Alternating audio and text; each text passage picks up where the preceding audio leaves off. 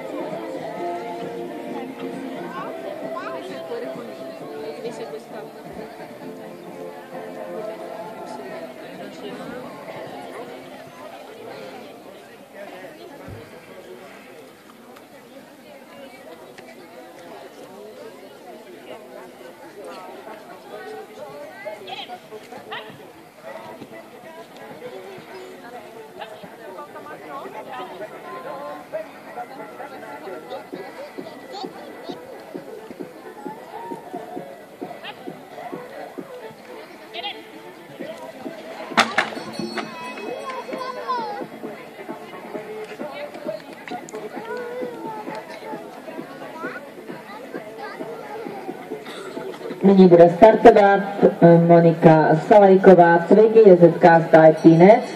Připraví se Renata Valášková, Frič, dále pak Black Bubble, Mana, Diamant, Gulliver a HD Body.